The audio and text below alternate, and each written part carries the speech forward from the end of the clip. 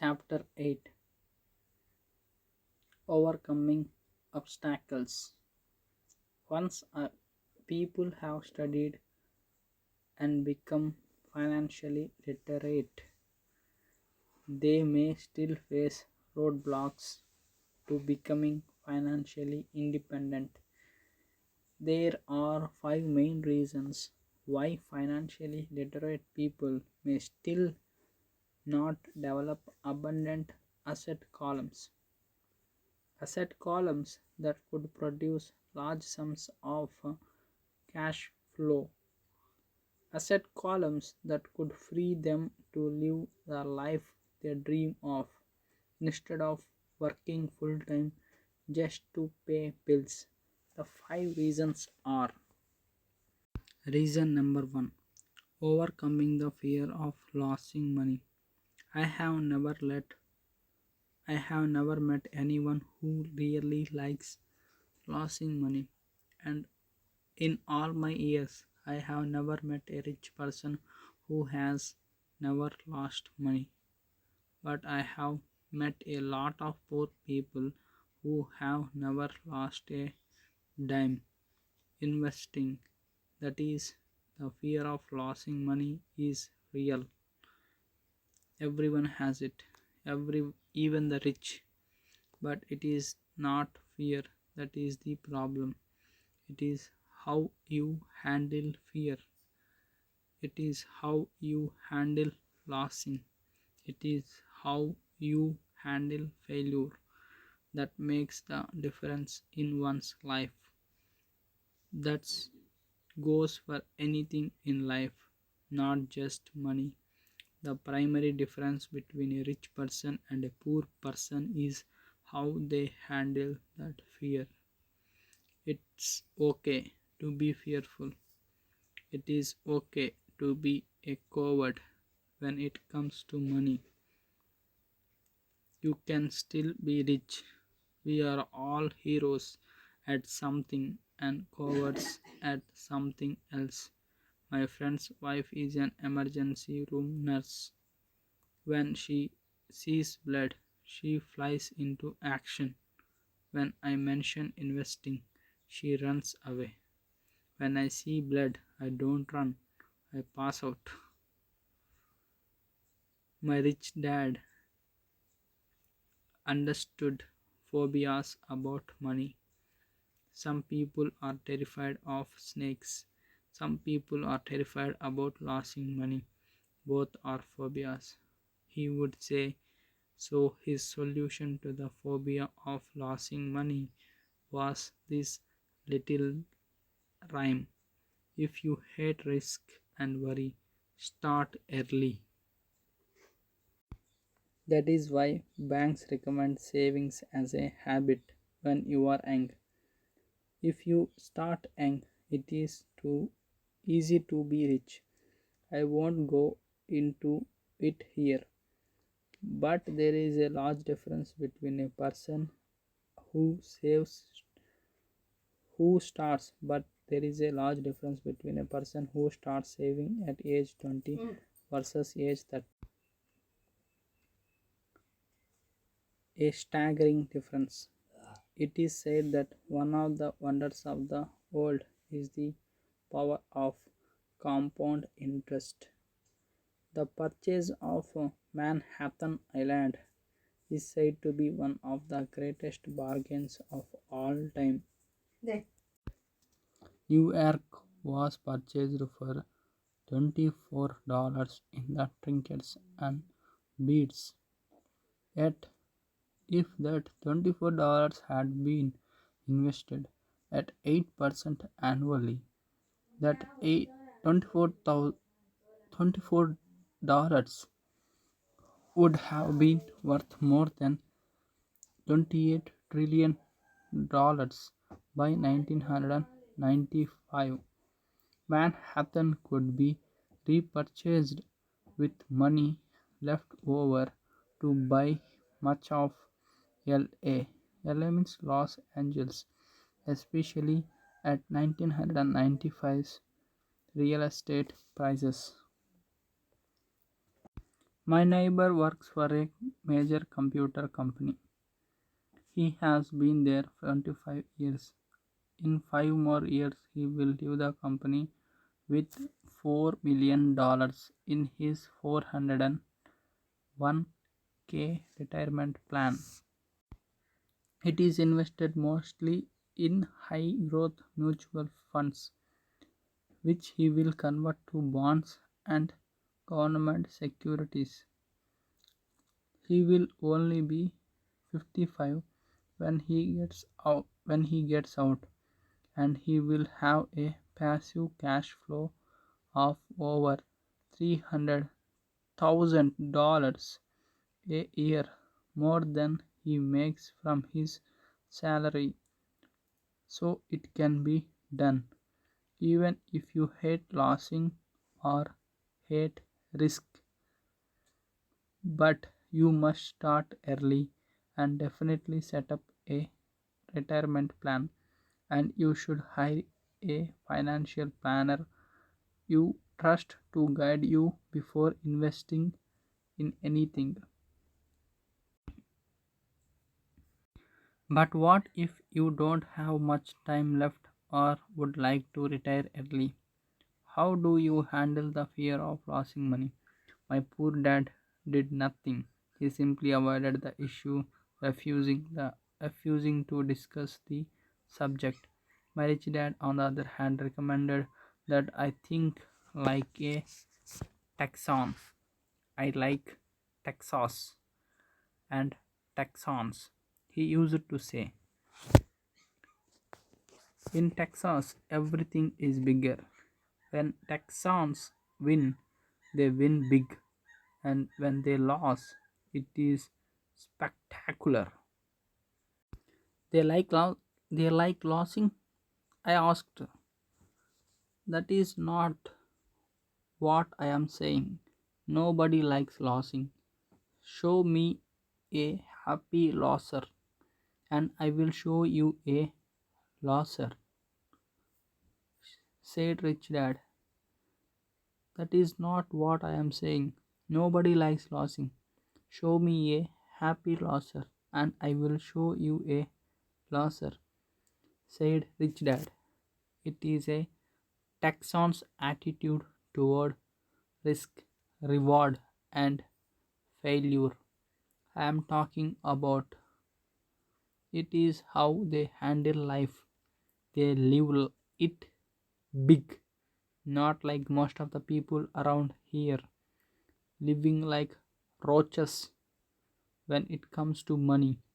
Roaches terrified that someone will shine a light on them, whimpering when the grocery clerk short changes the whimpering when the grocery clerk short changes them a quarter.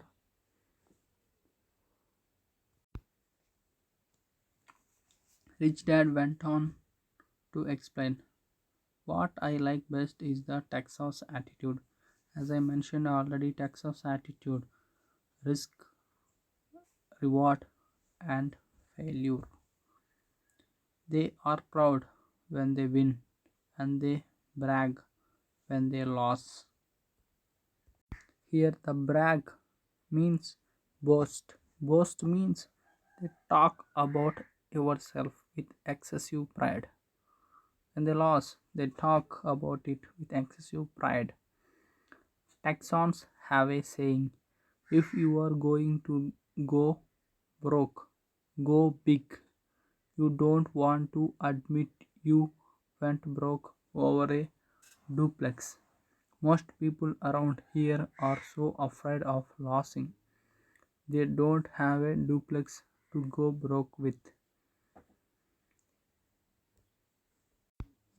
He constantly told Mike and me that the greatest reason for lack of financial success was because most people played it too safe. People are so afraid of losing that they lose. Were his words. Fran Tarkenton, a one-time great NFL quarterback, says it still another way. Winning means being unafraid to lose. In my own life, I have noticed that winning usually follows losing. Before I finally learned to ride a bike, I first fell down many times. I have never met a golfer who has never lost a golf ball. I have never met people who have fallen in love who have never had their heart broken. I have I have never met someone rich who has never lost money. So, for most people, the reason they don't win financially is because the pain of losing money is far greater than the joy of being rich. Another saying in Texas is everyone wants to go to heaven, but no one wants to die. Most people dream of being rich but are terrified of losing money, so they never get to heaven. Rich Dad used to tell Mike and me stories about his trips to Texas. If you really want to learn the attitude of how to handle risk, losing, and failure, go to San Antonio. Go to San Antonio and visit the Alamo. The Alamo is a great story of brave people who choose to fight, knowing there was no hope of success against overwhelming odds. They choose to die instead of surrendering. It is an inspiring story worth of study. Nonetheless, it is still a tragic military defeat. They got their butts kicked, a failure if you will. They lost. So, how do Texans handle failure? They still shout, remember the Alamo. Mike and I heard this story a lot. He always told us this story when he was about to go into a big deal and he was nervous after he had done all his due diligence and now it was put up or shut up and now it was put up or shut up. He told us this story every time he was afraid of making a mistake or losing money. He told us this story.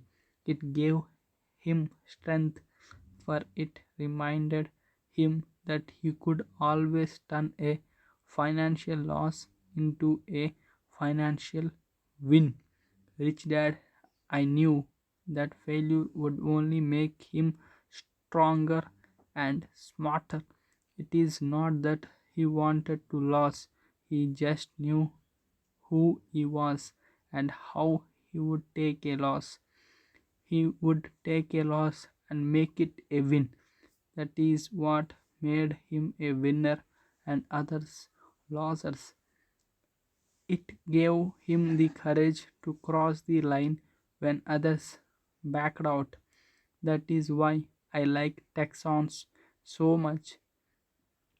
They look they took a great failure and turned it into a tourist destination that makes them millions. But probably his words that mean the most to me today are these. Texans don't bury their failures, they get inspired by them. They take their failures and turn them into rallying cries. Failure inspires Texans to become winners, but that formula is not just the formula for Texans, it is the formula for all winners. Just as I also said that failing off, just as I also said that falling off my bike was part of learning to ride. I remember falling off only made me more determined to learn to ride, not less. I also said that I have never met a golfer who has never lost a ball. To be a top professional golfer, losing a ball or a tournament only inspires golfers to be better, to practice harder, to study more. That is what makes them better. For winners, losing inspires them. For losers, losing defeats them. Quoting John D. Rockefeller, I always try to turn every disaster into an opportunity. And being Japanese American, I can say this. Many people say that Pearl Harbor was an American mistake. I say it was a Japanese mistake. From the movie Tora,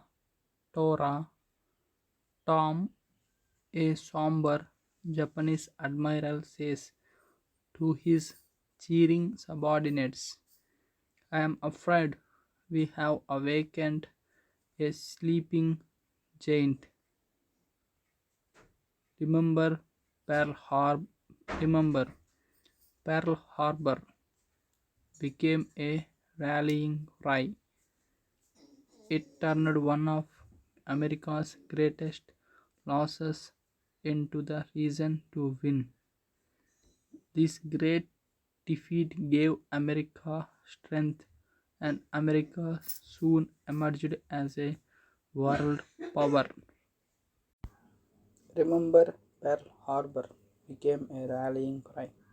Rallying means bring or come together again for united action.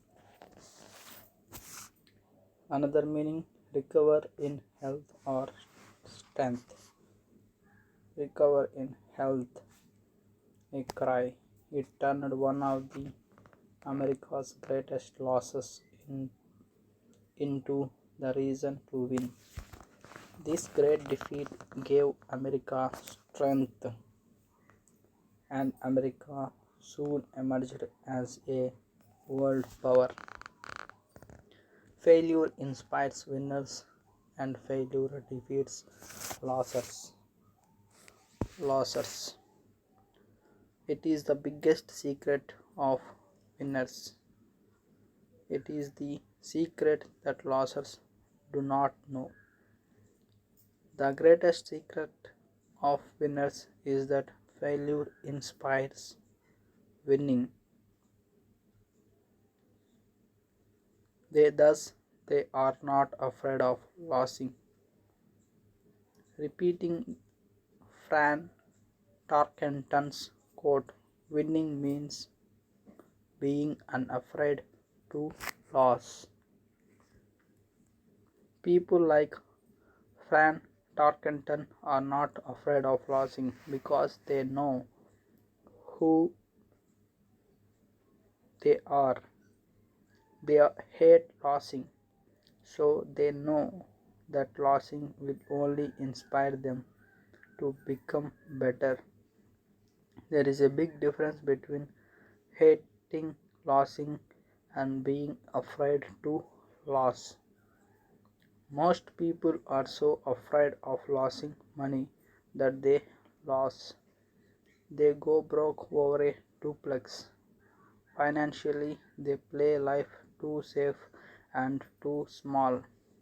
They buy big houses and big cars, but not big investments. The main reason that over 90% of the American public struggles financially is because they play not to lose. They don't play to win.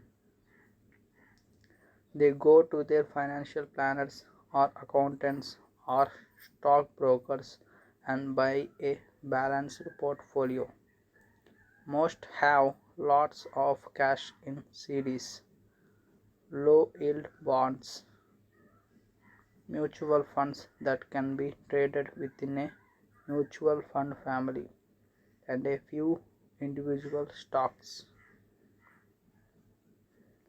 It is a safe and sensible portfolio, but it is not a winning portfolio. It is a portfolio of something. It is a portfolio of someone playing not to lose. Don't get me wrong, it is probably a better portfolio than more than 70% of the population, and that is frightening because a safe portfolio is a lot better than no portfolio. It is a great portfolio for someone who loves safely, but playing it safe and going balanced on your investment portfolio is not the way successful investors play the game. If you have little money and you want to be rich, you must first be focused, not balanced. If you look at anyone successful, at the start they were not balanced. Balanced people go nowhere, they stay in one spot. To make progress, you must first go unbalanced. Just look at how you make progress walking. Thomas Edison was not balanced, he was focused. Bill Gates was not balanced, he was focused. Donald Trump is focused. George Soros is focused. George Patton did not take his tanks wide, he focused them and through blew through the weak spots in the German line. The French went wide with the Maginot Line, and you know what happened to them. If you have any desire of being rich, you must focus. Put a lot of your eggs in a few baskets. Do not do what poor and middle class people do. Put their few eggs in many baskets. If you hate losing, play it safe. If losing makes you weak, play it safe. Go with balanced investments. If you are over 25 years old and are terrified of taking risks, don't change. Play it safe, but start early. Start accumulating your nest egg early because it will take time. But if you have dreams of freedom, of getting out of the rat race, the first question to ask yourself is, how do I respond to failures? If failure inspires you to win, maybe you should go for it. But but only maybe. If failure makes you weak or causes you to throw temper tantrums like spoiled brats who call an attorney to file a lawsuit every time something does not go their way, then play it safe. Keep your daytime job or buy bonds or mutual funds. But remember, there is risk in those financial instruments also, even though they are safer. I say all this mentioning Texas and Fran Tarkenton because stacking the asset column is easy. It is really a low aptitude game. It does not take much education. Fifth grade math will do, but staking the asset column is a high attitude game. Stack means neatly pile up or pile up the asset column is asset column because stacking the asset column is easy. Stacking means neatly piling up. It is really a low aptitude game. It does not take much education. Fifth grade math will do, but staking the asset column, staking means a supporting, just like supporting. The asset column is a high attitude game. It takes guts, patience, and great attitude toward failure. Losers avoid failing, and failure turns losers into winners. Just remember the Alamo.